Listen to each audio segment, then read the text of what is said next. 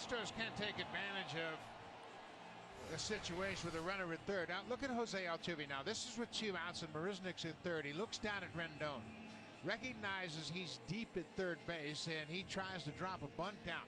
But unfortunately, it goes right back to the pitcher, and Corbin is able to make the play to throw Altuve out. But you can see how deep Rendon was when that pitch was on its way to home plate. Altuve trying to steal the run with a 2-out bunt that bunted it right back to the pitcher. I mean, he is always aware of the situation, looking around, see if there's an opportunity there, and he caught Rendon deep at third. Now a 4-0 Astros lead after the Chirinos homer, and Washington offers Rendon, Soto, and Kendrick here in their half of the fourth. I think that's a great example of, if it works, it was a great idea. When it doesn't, it was a dumb idea. Yeah. It's just a matter of execution. Because of how well he's been swinging the bat throughout the course of the postseason. But I think he just felt like it was an opportunity to add to their lead because Rendon was so deep, and he took 2 looks at the third baseman.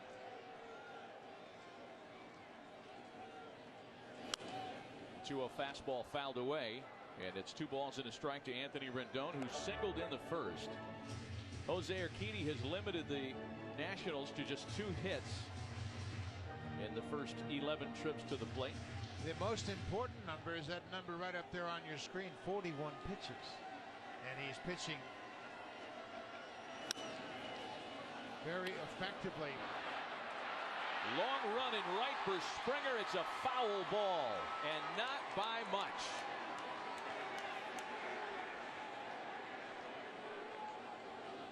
Man, long run. And this is their better defensive alignment with Marisnick in center field and Reddick on the bench, Springer in right field. I mean, Reddick's a former Gold Glove winner. He's a terrific right fielder, but having Marisnick in center, you can see just a matter of inches it was foul.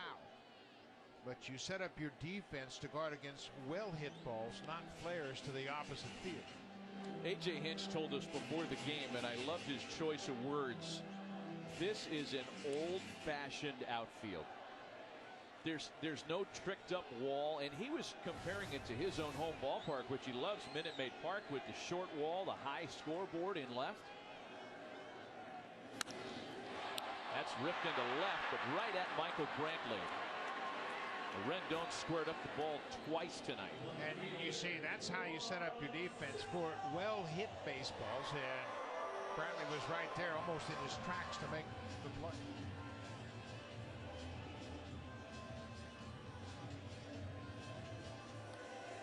Another thing A.J. Hinch told us before the game, and it's regarding his pitcher who goes to work on Juan Soto now.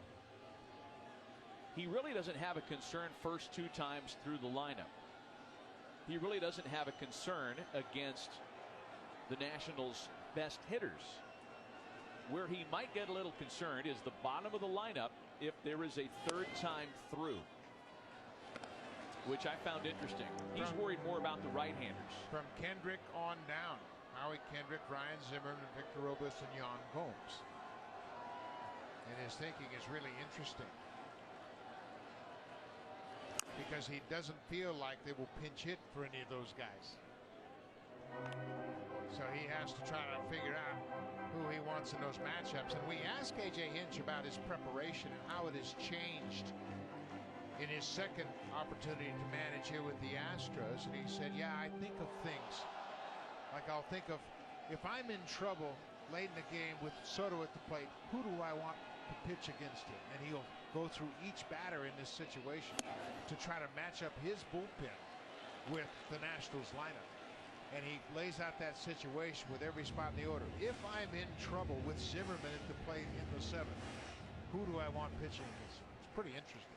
Did a great job managing his bullpen last night, as he does every night, and he's got such a mix and match opportunity, varying arm angles, various styles, each of which contrasted the previous guy. His goal in managing his bullpen is not to relieve somebody with another guy who's similar. In other words, you won't see Josh James come in for Garrett Cole, 2 right-handed power pitchers. Or Justin Verlander. He said, I won't follow those 2 pitchers with Josh James because there's not that much of a discrepancy between velocity and the arm action.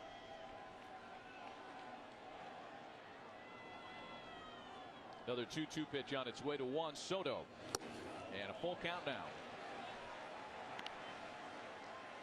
This is the first inning at bat, and they threw him a slow breaking ball out over the plate, and he hammers it. Bregman's right there.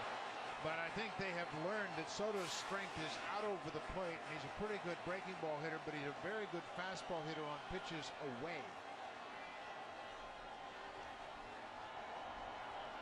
3-2. Came with a fastball and got him at 96 miles an hour. They have really done a nice job since game one of mixing up pitches to Soto. He got off to a great start with 3 hits in Houston in game one. And he hit pitches away and out over the plate. But this time they have put the inside part of the plate in his mind, and he's late on this pitch. That's the same pitch he hit against Garrett Cole out of the ballpark in Houston.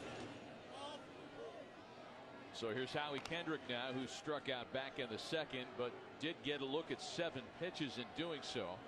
Batting with 2 out, the base is empty.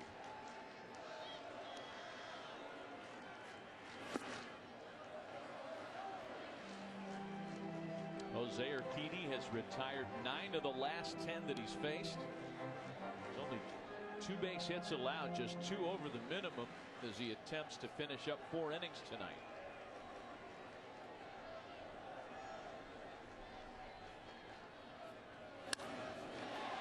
Kendrick with the ball out to right center. Marisnick at the track to retire the side. Jose Urquidy's second 1-2-3 inning of the night. We played 4 complete tonight in game 4. It remains 4-0 Astros.